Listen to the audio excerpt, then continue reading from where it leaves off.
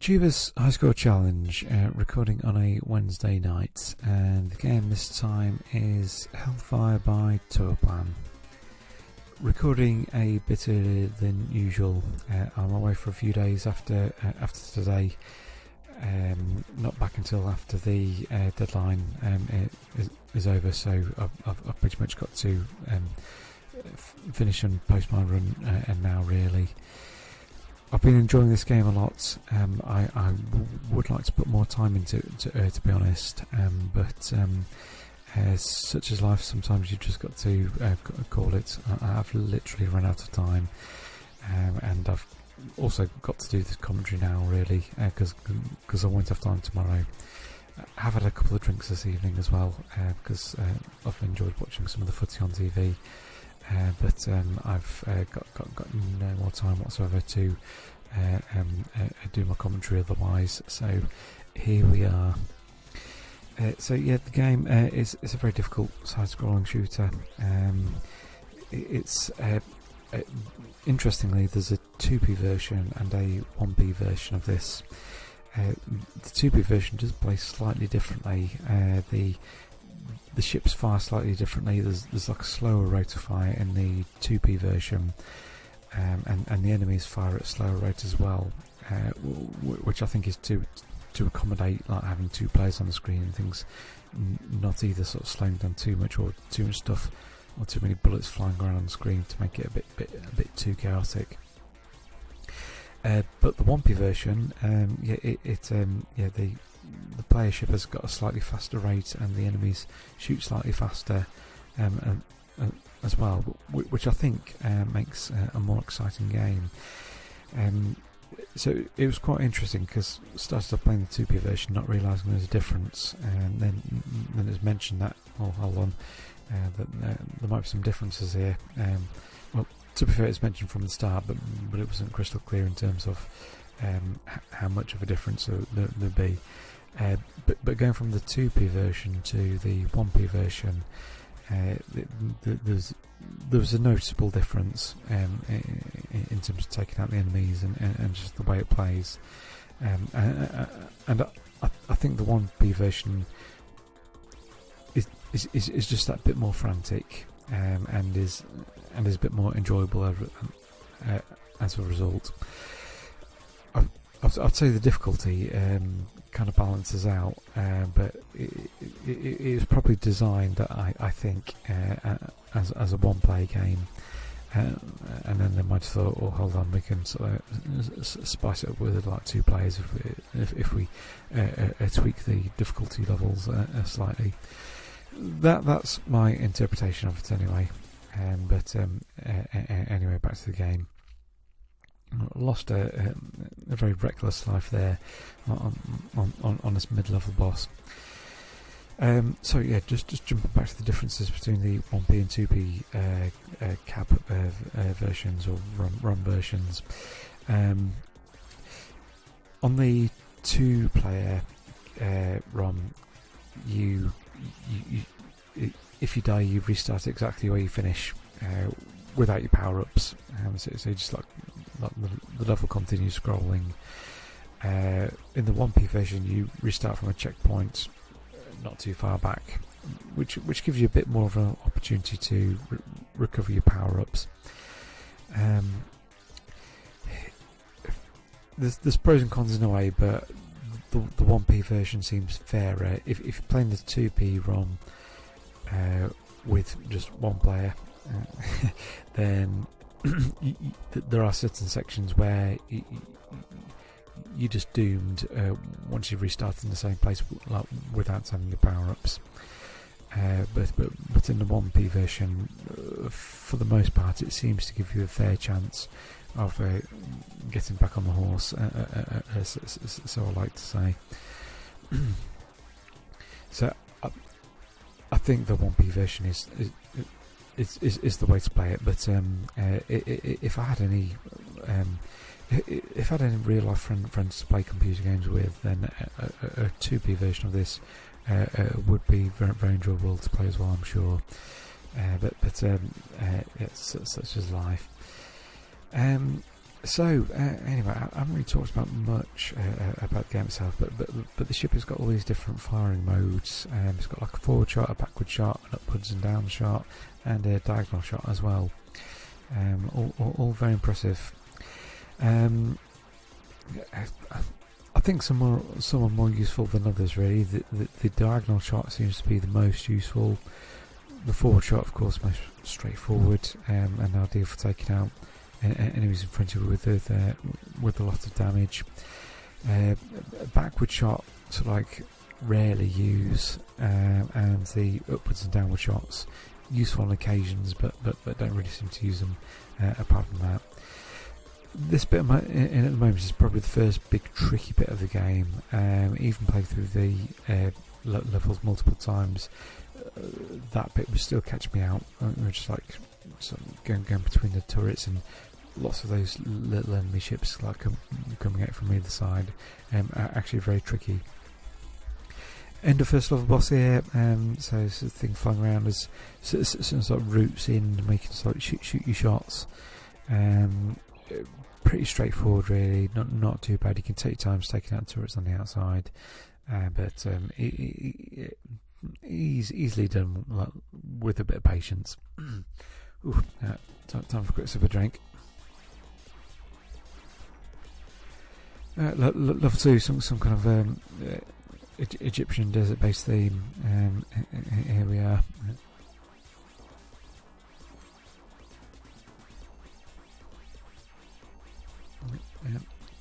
Pyramids built by aliens, apparently. Here's your proof.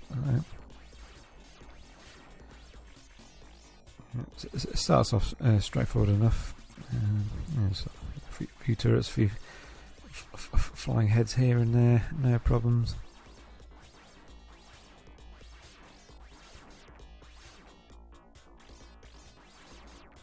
Probably making it more difficult for myself than I should there, but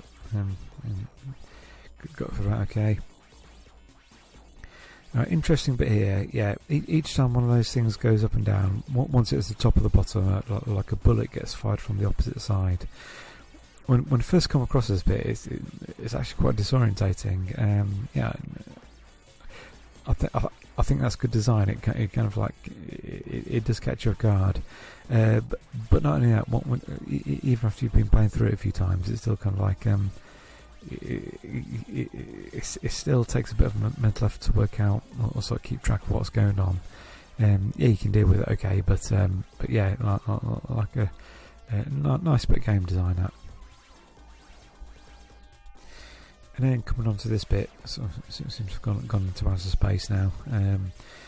Lots of flying enemies, interesting formations. Yeah, at first again a bit overwhelming, but like you kind of learn the right spots to be in. I'm in this particular spot at the moment because I know there's those enemies coming at particular points from the front and the rear. Even though I bodged up a tree there and flew straight into one, so not quite sure what happened there. Certainly not my best run so far.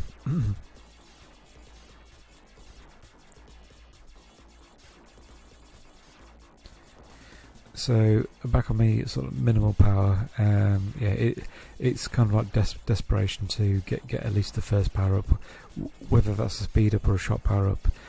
You need at least one of those ASAP, otherwise you're pretty much screwed. There are unfairer games than this when it comes to losing your life on your power-ups, I should add. My experience so far has been it's almost reasonable.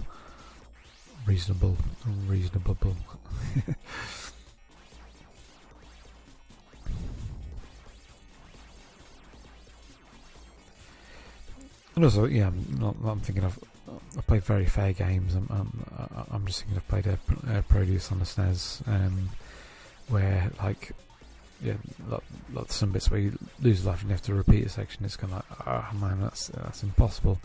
But you can get it down to a T, which is kind of like almost how it teaches you to play the game. And I get the impression that's the same with this as well. Like I haven't had it in the 1p version where it's been so unfair that I've kind of thought like, yeah, that's ridiculous.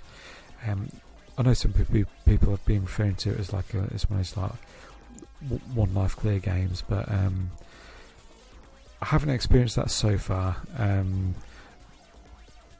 Difficult bits yet, yes, but my experience so far has been not entirely impossible after losing a life, but I may well be wrong on that.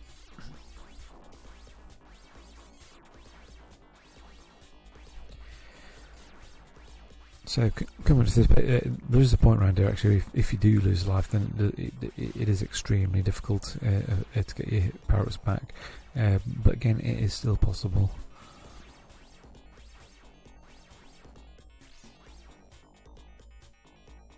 Okay, coming up to the approach to the final boss. It's kind of like weird platforming bit. At this point, that reminds me, like, really only want sort of 1 or 2 speed power-ups at most, I reckon. Anything more than that, you're just flying around and you just lose that precision. And that precision between sort of dodging platforms, obstacles, bullets is worth more than the speed up in itself, I'd say. So this is sarcophagus with a ball which comes out of the belly or chest. Like you got to shoot that. It took me a little bit working out, but it kind of does 2 routes. It kind of floats up and like does a circle left up and round again, like that magic pen thing and back in the day. Then it settles down. You can get like a few cheeky shots in again. Then it does the same the other way, well, if you give it enough time, but unfortunately I had enough power there before it did another loop. So the next time around it goes down round to the right, up and round again. But yeah, it's not too bad once you work at the pan, but it's still very tricky, I should add. It's certainly no walk in the park. Okay, on to the 3rd level now.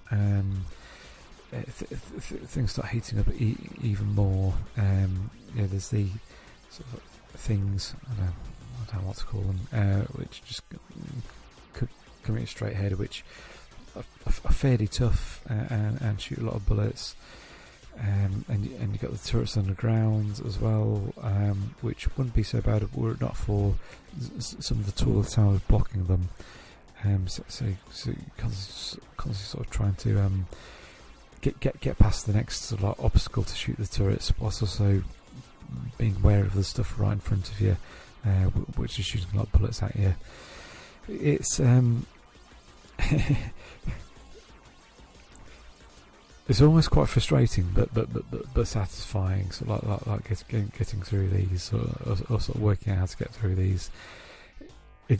Again, it's not unreasonable in terms of what it's challenging you with, but it is very taxing, and there's no easy way around it. It'll certainly keep you on your toes. Okay, mid-level boss here, and I flew straight into that. There's a certain pattern where you just need to know where to dodge to in the right time. I did get past it. I'm not sure if I've done this run. I hope I did. We'll see.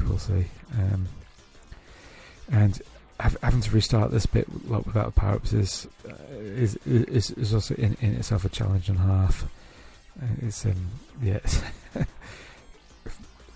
probably twice as difficult as like doing it first time round, but still possible. So here we go to the mid-level boss again. So getting a few early shots on that central thing as it comes into the screen. Yeah, dodge to the right, back shot, dodge back down to where I was, upward shot, and do the same again. That's my tactic, and yes, got it. Very happy with that, very happy. That was only my 2nd attempt of doing that as well, and I haven't actually been able to do that since. So chuffed to bits, well played me, well done. Okay, on to the next section. So all these balls coming down from the top, and these bouncing things as well. Oh, what a nightmare! The bouncing things are trickier to hit than I would like. I'm sticking with the diagonal shot because I want to hit the balls coming from the top. I want to hit things bouncing when they hit the ground as well. But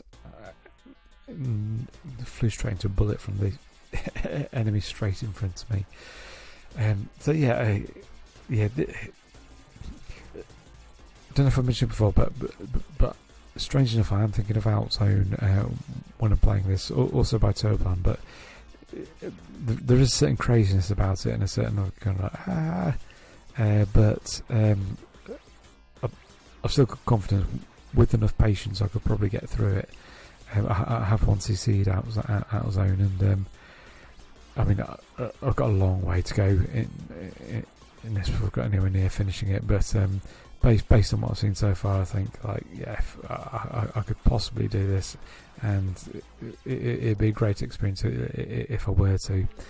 And that's kind of why I want to return to it again someday, but my time has been cut short for this particular round of the Tubers High Score Challenge.